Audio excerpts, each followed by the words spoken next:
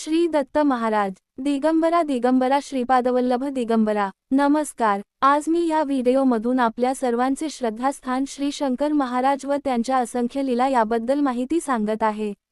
श्री शंकर महाराज जन्म अंदाजे 1800 मंगळवेढे पंढरपूर उपासनी कुटुंबात।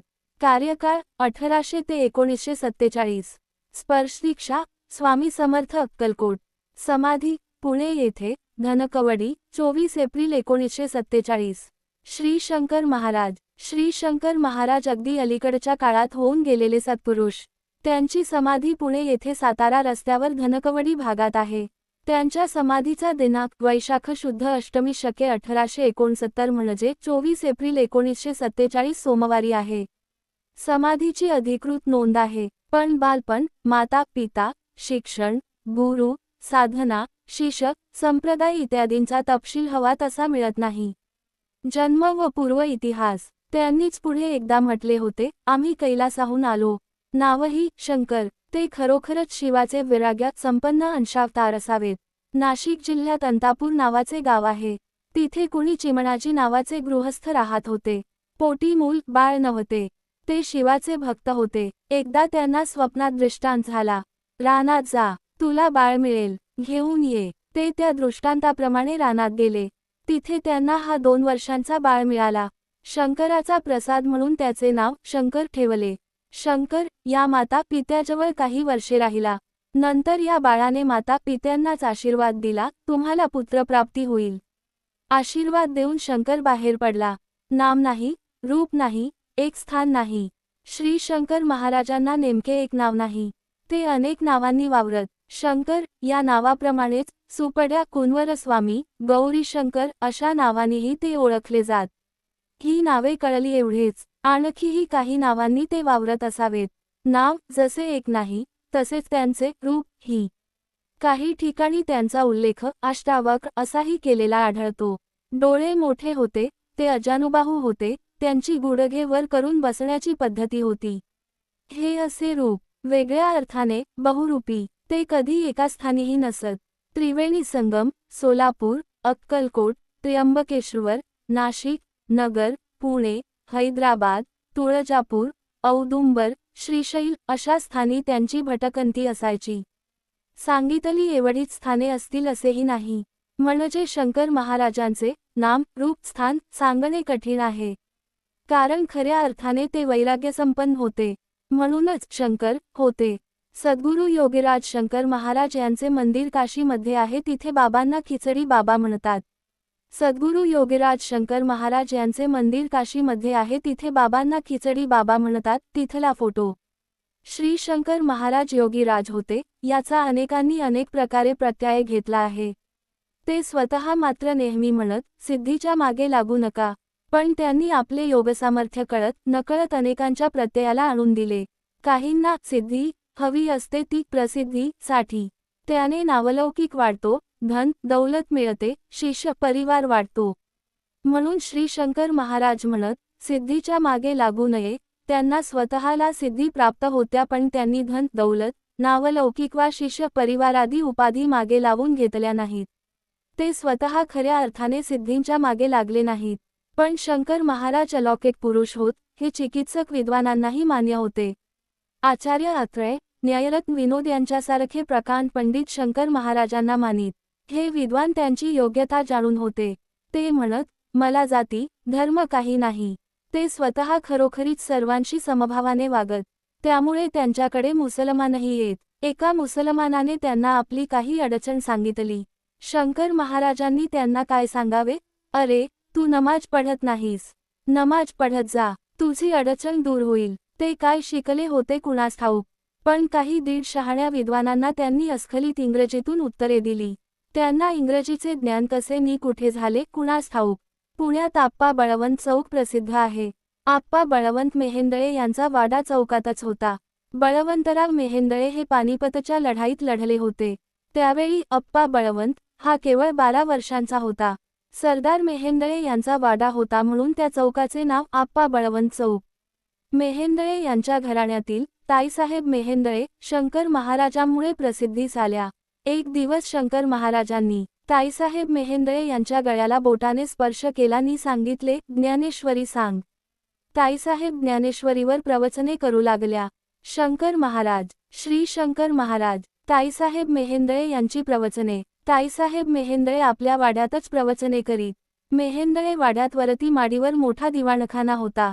तिथेही प्रवचने चालत. तो मोठा दिवाणखाना श्रोत्यांनी भरून जात असे. त्यांच्या मुखातून साक्षात सरस्वती अवतरायची. त्या वेदोपनिषदांची, आचार्यांची अवतरणे देण्याच्या भानगडीत सहसा पडत नसत. पण वेदांत, योगशास्त्र अशा काही अभूतपूर्व रीतीने सांगत की प्रगाढ पंडितांनी माना डोलवाव्या. त्या ज्ञानेश्वरी सांगत, पण ज्ञानेश्वरीची काव्यमयता, शास्त्रीयता, वैचारिक सुसंगती निझेप त्यांच्या प्रवचनांतून अनायासे प्रकट होई. विशेष असे की त्यांचे पतीही त्यांची ज्ञानेश्वरी ऐकायला बसत. ताईसाहेब मेहेंदळ्यांची प्रवचने ऐकायला काही वेळा शंकर महाराजही येत.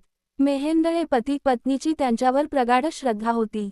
श्री शंकर महाराजांची अतिशय साधी शिकवण. श्री शंकर महाराजांनी मोठमोठी व्याख्याने, प्रवचने केली नाहीत. एखाद्या ग्रंथावर टीका लिहिली नाही. आलेल्या व्यक्तींना त्यांचे साधेसुधे मार्गदर्शन असे. ते म्हणत, अरे, आचरण महत्वाचे. ग्रंथांचे वाचन नि अभ्यास आचरणात येईल तेवढाच खरा. ते म्हणत, भावनेने भिजलेले असेल ते भजन. त्यांनी अनेकांना सांगितले, माता पित्याची सेवा करा, कुलदेवतेची आराधना करा, यापेक्षा अधिक काही नको. श्री सद्गुरू शंकर महाराज हे उंचीने फार कमी आणि जन्मतः अष्टावक्र व आजानुबाहू होते. त्यांचा उत्साह हा वाखाणण्यासारखा असे. नेहमी सफेद धोती आणि सफेद शर्ट परिधान करून असत. खूप वाढलेले केस, दाढी मिशी आणि त्यातून डोकावणारे अतिशय मोठे पण भेदक डोळे. प्रथमदर्शनी महाराजांचे वागणे एखाद्या लहान मुलाप्रमाणे वाटे. पण त्यांचे तेज आणि योग सामर्थ्य त्यांच्या चेहऱ्यावरून ओतप्रोत ओसंडे. लहान मुलांप्रमाणे वागणारे आणि स्वतःला अज्ञानी आणि गाणवढळ संबोधणारे महाराज जेव्हा बोलत तेव्हा मात्र भल्याभल्यांची तोंड बंद होत असत. स्वतःला अशिक्षित म्हणवणारे महाराजांचे जवळजवळ सर्वच भाषांवर प्रभुत्व होते. आलेल्या भक्ताच्या मायबोलीत ते त्याला उत्तर देत. त्यांचे हे प्रभुत्व फक्त भारतीय भाषेवरच नाही तर परदेशी भाषांवर पण होते. आलेल्या रशियन दाम्पत्याशी महाराजांनी अस्खलित रशियन भाषेत संवाद साधला होता. हे न सुटलेले कोडे आहे. भगवंतच तो, त्याला काय अशक्य. अक्कलकोट स्वामी समर्थांना शंकर महाराज आपले गुरु असे संबोधित. एक आख्यायिका इकडे नमूद करावीशी वाटते. आपल्या लहानपणी शंकर महाराज फार खोडकर आणि खट्याळ होते. एक दिवस एका हरिणाच्या पिल्लाचा पाठलाग करत करत ते एका अरण्यात पोहोचले. त्या घोर अरण्यात त्यांना एक शंकराचे जीर्ण देऊळ दिसले. ते हरणाचे पिल्लू सुद्धा त्या देवळात आश्रयाला लपले. त्या पिल्लाला बाण मारणार एवढ्यात शंकर महाराजांसमोर एक दिगंबर साधू आला. त्याने त्या हरणाच्या पिल्लाला उचलून आपल्या कुशीत घेतले आणि महाराजांना म्हणाला, कशाला मारतोस रे ह्याला, काय बिघडवले ह्याने तुझे. काही वेळाने त्या दिगंबर साधूने महाराजांच्या मस्तकावर हात ठेवला. ही त्यांची प्रथम स्पर्श शिक्षा. महाराज त्या स्पर्शाने अगदी भारावून गेले. तो दिगंबर साधू म्हणजे अक्कलकोट स्वामी महाराज असे म्हणतात. पुण्याच्या डेक्कन कॉलेजमध्ये असणाऱ्या प्रोफेसर भालचंद्र देवांना महाराजाच्या वयाविषयी कुतूहल होते. कारण प्रसंगी ते एका वयोवृद्ध वाटत तर प्रसंगी गबरू जवानाप्रमाणे वागत. एक दिवस धीर करून त्यांनी महाराजांना प्रश्न विचारलाच, महाराज, आपले वय काय असेल हो. महाराज उत्तरले, अंदाजे 150 वर्षे. मी शनिवारवाड्यात पेशव्यांबरोबर पंगतीला बसलो आहे. ही घटना साधारण 1935 ची आहे. म्हणजे महाराजांनी जेव्हा महासमाधी 1947 घेतली त्यावेळेस ते 162 वर्षांचे होते. पुण्याच्या डॉक्टर धनेश्वर यांना असेच महाराजांच्या वयाबद्दल संदेह होता. त्यांनी महाराजांची परवानगी घेऊन त्यांच्या काही मेडिकल टेस्ट करून घेतल्या. त्या टेस्टचा रिझल्ट आल्यावर डॉक्टरांना भोवळ आली. रिझल्टमध्ये महाराजांचे वय 152 वर्षे आले. शंकर महाराजांचा आवडता नंबर होता 13. कारण विचारले असता ते म्हणत, सब कुछ तेरा, कुछ नाही मेरा. महाराज वेगवेगळ्या ठिकाणी वेगवेगळ्या नावांनी प्रसिद्ध आहेत. सातपुड्यात सुपड्या बाबा, खानदेशात कुर्वास्वामी, वाघोदमध्ये गौरीशंकर, मध्य प्रदेशात लाहिरी बाबा. एवढेच काय पण परदेशात पण ते प्रसिद्ध आहेत. जपानमध्ये महाराजांचे असंख्य भक्त आहेत. संजीवनी मेडिकल कंपनीचे मालक परांजपे यांच्याकडे शंकर महाराजांचे एक छायाचित्र आहे, जे एका जपानी चित्रकाराने काढले आहे. प्रापंचिकांना त्यांचा परखड उपदेश असे, प्रपंचातील अडीअडचणी तुम्हीच सोडविल्या पाहिजेत. त्याच्यासाठी कोणाकडे जाणे योग्य नाही. श्री शंकर महाराजांचा पारमार्थिक उपदेश. श्री शंकर महाराजांचा पारमार्थिक उपदेशही अगदी साधा असे. अनेकांना त्यांनी अनेक प्रकारे मार्गदर्शन केले. एकदा ते म्हणाले होते, परमार्थात अहंकार टाकणे महत्वाचे. ध्यानात घ्या, प्रापंचिकात अहंभाव असतो. ही माझी पत्नी, ही माझी मुले, हे माझे घर, मी एवढे कमावले, मी एवढा शिकलेला आहे, मी अमक्या तमक्या स्थानी अधिकारी आहे, असे मी माझे, हा प्रापंचिक अहंकार होय. पण परमार्थातही अहंकार असतो. मी धर्मग्रंथांचा अभ्यास केला आहे, मी नित्य उपासना करतो, मी एवढा जप केला आहे, मला अमक्या गुरुचा अनुग्रह प्राप्त झाला आहे, आता मीही अनुग्रह देतो, माझे एवढे शिष्य आहेत इत्यादी. हा पारमार्थिक अहंकार. खरे म्हणजे अहंकाराचे पूर्ण विसर्जनच व्हायला हवे. खरे सांगू का, परमार्थाची साधना म्हणजे काय? हृदयात आईचे बालकावर जसे प्रेम असते तसे निर्माण होणे हीच साधना. ज्ञानदेवांना माऊली म्हणतात. आई शब्दाने आपल्या बाळावर प्रेम करणारी व्यक्ती सूचित होते, तर माऊली या शब्दाने चराचरावर प्रेम करणारी व्यक्ती सूचित होते. आई बनणे ही साधना, तर माऊली बनणे ही सिद्धी. त्यांनी एकदा परमार्थ साधनेबद्दल म्हटले, जीवन नदीच्या प्रवाहासारखे हवे, वाहते असावे. झाडाचे वाळके पान प्रवाहात पडते, प्रवाह नेईल तिकडे ते शांतपणे वाहत जाते. बस तसे असावे. अहंकार गेला की आपण वाळके पान झालो, आता त्या भगवंताने कुठेही न्यावे. श्री शंकर महाराज. श्री शंकर महाराजांची मनोभूमिका. श्री शंकर महाराजांची पारमार्थिक वैराग्यात संपन्न मूर्ती केवढ्या उच्च भूमिकेवर होती ते त्यांच्या एका सहज उद्गारातून दिसते. ते म्हणाले होते, मला काही कमी नाही, कारण मला कमावण्यासारखे काही नाही, आणि माझ्याजवळ काही नाही म्हणून मला गमावण्यासारखेही काही नाही. एक सुख शांती हवी असेल तर इच्छा, ईर्षा, असूया, महत्वाकांक्षा, हावरेपणा सोडून दिल्याने अहंकाराने सतत अस्थिर होणारे मन स्थिर होईल. 2 सामाजिक धार्मिक नैतिक अधिष्ठान गुरूंमुळे प्राप्त होते, पण ते अधिष्ठान विसरून लोक केवळ लौकिक सुखामागे लागल्याने सत्य, नीती हा धर्म होण्याऐवजी पैसा हा धर्म झाला आहे. गुरुस ईश्वर मानून त्यांचे अधिष्ठान जपले पाहिजे. 3 गुरु व देव याविषयी उत्कट प्रेम व दृढ श्रद्धा हवी. 4 जे गुरुला ईश्वर मानून दृढ श्रद्धेने भजतात, त्यांचाच गुरुकृपेने उद्धार होतो. 5 देव सर्वव्यापी आहे असे लोक मानतात, पण जे बोलतात ते आचरणात आणत नाहीत. प्रथम आत्मबोध करावा तरच आत्मसाक्षात्कार घडून येईल.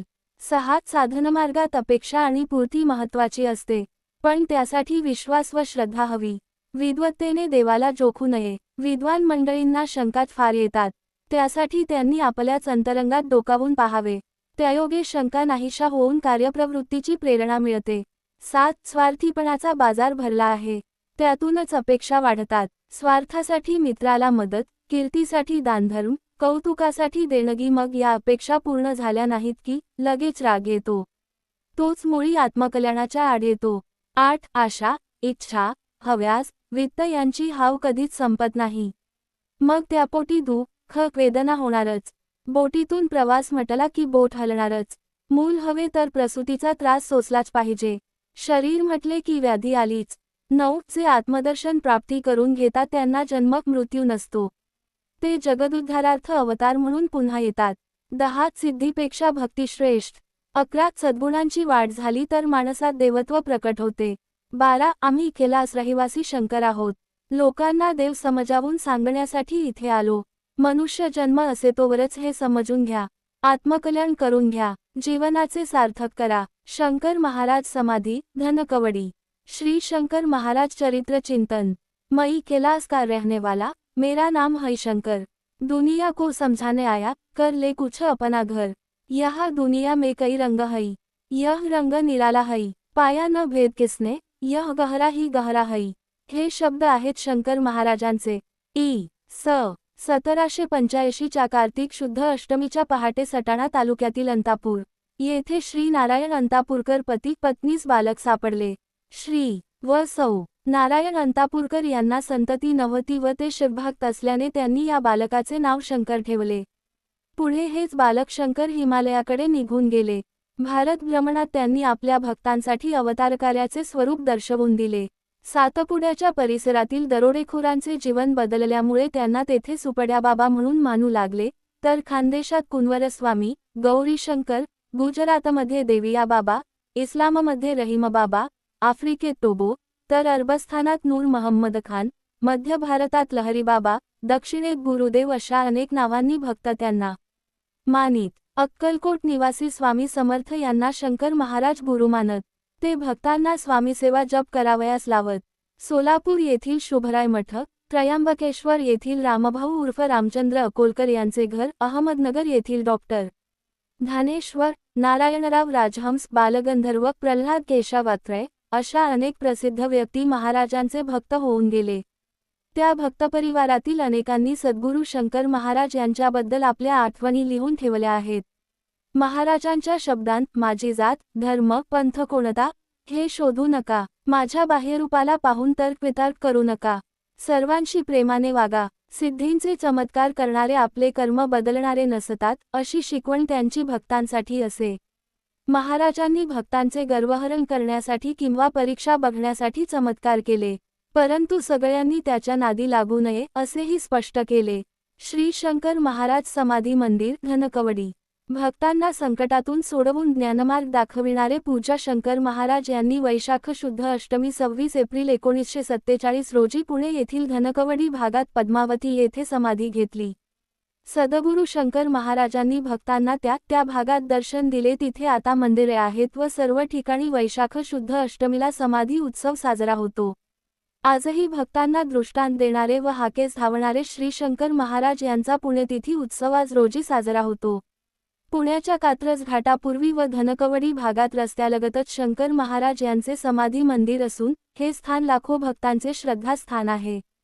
सद्गुरू शंकर महाराज म्हणत असत, मी आणि माझा गुरु वेगळा नाही. श्री स्वामी समर्थ हा माझ्या गुरुचा जप आहे. त्यांचे नाम घेतले की मला ते पोहोचते. जो खुद को जानता है वो ही मुझे पहचानता है, हे त्यांचे वचन. स्वामी समर्थांना सद्गुरू शंकर महाराज मालक म्हणत असत. सद्गुरू श्री शंकर महाराज म्हणायचे, त्या उदबत्तीच्या किंवा सिगारेटच्या धुरातून मी त्रैलोक्यही भटकून येतो. धुराच्या लहरी तरंगत विश्वभर संचार करीत असतात. श्री शंकर महाराज विश्वभर संचार करत असतात. आज देशात सर्वत्र आणि विदेशातही कित्येक भक्त साधक श्री शंकर महाराजांचं प्रत्यक्ष अनुभव दर्शन घेत असतात. सिगारेटचा धूर किंवा सुगंध अनुभवत असतात. मी तुमच्या बरोबर 24 तास आहे या त्यांच्या वचनाचा ते अनुभव देत असतात. आपली श्रद्धा, आपला भाव महत्वाचा. कर्नाटकातील हिप्परगी गावातील श्री भागवत यांनी शंकर महाराजांचे चरित्र लिहिले. सत्यनारायणाची पूजा घालून महाराजांना प्रकाशनाला बोलविले. शंकर महाराजांनी चरित्राची सर्व पाने सत्यनारायणाचा प्रसाद बांधून संपवली. श्री भागवत नाराज झाले तेव्हा महाराज म्हणाले, जेव्हा दासबोध ज्ञानेश्वरी कमी पडेल तेव्हा माझे चरित्र लिहून काढ. माणसाने आपले धर्मग्रंथ वाचले तर तो सुखी होईल म्हणून महाराज गावोगाव उत्सव, सण, प्रवचने, कीर्तने, पारायणे करीत. महाराज कमी बोलून कित्येक वेळा अधिक काम करीत. भक्त संकट मुक्त कसा होईल हा एकमेव ध्यास घेऊन शंकर महाराजांनी आपली जीवनयात्रा पूर्ण केली. ढोंगी बुवांना सरळ केले. महिलेची छेड काढणाऱ्या गुंडाला चाबकाने फोडले. नाठाळांचे कर्दनकाळ झाले. भक्ती संगीताच्या तालावर नाचले. भजनात दान झाले. महाराज भक्ती मार्गावरील एक महान तेजस्वी तारा होऊन गेले. त्यांच्या महान उपदेशाने व कार्याने आज अनेक भक्त प्रेरित झाले आहेत. आम्ही वैकुंठवासी आलो याची कारणासी या अभंगाच्या ओळी त्याच्या कार्याला समर्पक आहेत. अक्कलकोट स्वामी समर्थांना शंकर महाराज आपले गुरु असे संबोधित. कैक करीती मनी हा विचार. शंकर महाराज काय हा प्रकार. स्वानुभव घ्या खुला दरबार. दूर राहून ते नाही कळणार. ध्रुव भक्ती केली भक्तांनी जैसी. कृपा करतात बाबाही तैसी. गुरुभक्ती ती व्यर्थ न जाणार. दूर राहून ते नाही कळणार. एक करिता बाबा. मदिरा, धूम्रपान शोधिले याचे लोकांनी कारण. ज्यांनी केले विषाचे प्राशन त्यांना मदिरा ती काय बाधणार. 2 ज्याला दिली बाबांनी दिव्यदृष्टी त्याला दिसतात ते समाधीवरती. गुरुभक्तीविन नाही कळणार. अनुभव ज्याला त्यालाच मिळणार. 3 भक्तांना नित्य अनुभव येतात. बाबा नाना रूपात भेटतात. श्रद्धा भक्तीविना नाही कळणार. दूर राहून ते नाही कळणार. 4 मागावे काय आम्ही सद्गुरूंना. सर्व ठावे ते माझ्या शंकराला. गुरुभक्तांचा गुरुचरणी भार. बाबा घेतील त्यांचा कैवार. 5 श्री शंकरगीता कशी तयार झाली. सुमारे 1973च्या सुमारास एकदा श्री भस्मे व श्री अघोर शास्त्री हे अक्कलकोटच्या गजानन महाराजांच्या दर्शनासाठी रांगेत उभे होते. तेव्हा श्री अघोर शास्त्री श्री भस्मेंना म्हणाले की श्री शंकर महाराजांचे चरित्र लिहावे अशी माझी इच्छा आहे. डोळे मोठे करून भस्मेंनी त्यांचे म्हणणे ऐकून घेतले आणि त्यावर विचार केला. पण श्री भस्मे काहीही बोलले नाहीत. त्यांच्या मनात नसेल म्हणून श्री अघोर शास्त्री यांनीही हा विषय पुन्हा त्यांच्याजवळ काढला नाही. यालाही जवळपास 12 वर्षे उलटून गेल्यावर साधारण 1985 साली तेथेच दर्शनासाठी रांगेत उभे असताना श्री भस्मेंनी श्री अघोर शास्त्रींचा उजवा हात धरला आणि म्हणाले, तुम्ही इतकी संत चरित्र लिहिलीत, श्री गजानन महाराजांचे चरित्र लिहिलेत, आमच्या गुरूंचे चरित्र तुम्ही का लिहित नाही? श्री अघोर शास्त्री म्हणाले की भस्मे, 12 वर्षापूर्वी याच ठिकाणी याच कार्याकरता रांगेत आपण दोघे उभे असताना श्री शंकर महाराजांचे चरित्र लिहिण्याची माझी इच्छा आहे असे मी तुम्हाला विचारिले होते. त्यावेळी तुम्ही गप्पच बसलात. भस्मे म्हणाले, त्यावेळेस महाराजांचा आदेश नव्हता, आता महाराजांचा आदेश झाला आहे. श्री अघोर म्हणाले, ठीक आहे, मी चरित्र लिहितो. याप्रमाणे चरित्र लिहिण्याचे ठरले. श्री अघोर शास्त्रींनी अक्कलकोटला जाऊन श्री गजानन महाराजांना श्री शंकर महाराजांचे चरित्र लिहिण्याची परवानगी मिळण्याबद्दल निवेदन केले. श्री गजानन महाराजांनी मोठ्या आनंदाने परवानगी दिली व आशीर्वादही दिला. पुढे माहिती गोळा करण्याचे काम सुरू झाले व अशा प्रकारे श्री भगवंत वासुदेव अघोर शास्त्री यांनी श्री शंकरगीता लिहिली. श्री सद्गुरू शंकर महाराज नगरला वास्तव्यास असताना एकदा त्यांचे भक्त श्री दत्तात्रय गणेश अभ्यंकर अण्णा यांनी त्यांना मनी ऑर्डर पाठवली व ती पोस्ट मास्टरकडून स्वीकारताना महाराजांनी स्वतः आपली स्वाक्षरी केली. आज ही स्वाक्षरी आपल्याला डॉ. श्रीनिवास कुलकर्णी यांच्या सौजन्याने भौतिकशास्त्र विभाग, विज्ञान संस्था मुंबई इथे पाहावयास मिळते. श्री शंकर महाराजांचा उपदेश समजावून सांगण्याची पद्धत. एकदा सद्गुरू शंकर महाराजांकडे स्वतःला ज्ञानी समजणारा माणूस आला होता. तो वेगवेगळे शास्त्र त्यातील सुने कंठस्थ करून स्वतःला मोठा ज्ञानी, शासनांचा मोठा पंडित समजत होता. स्वतःला किती ज्ञान आहे याचा अहंकार त्या माणसाच्या नजरेतून प्रकट होत होता. तो ज्ञानी माणूस आला आणि शंकर महाराजांबरोबर बोलू लागला. महाराजांनी त्याला पाहताच ओळखले. महाराज चहा पित होते. इतरही लोकांना महाराजांनी चहा दिला होता. तो बोलू लागल्यावर त्याच्या बोलण्यात तो स्वतः किती ज्ञानी आहे हेच त्याला भासवायचे होते. त्याने भगवद्गीता, ऋग्वेद, सामवेदी वेगवेगळ्या शासनांवर चर्चा केली. तो म्हणाला, मला कळलं आहे की तुम्हीही ज्ञानी आहात. तुमच्याकडून नवीन ज्ञान मिळालं तर आनंद होईल.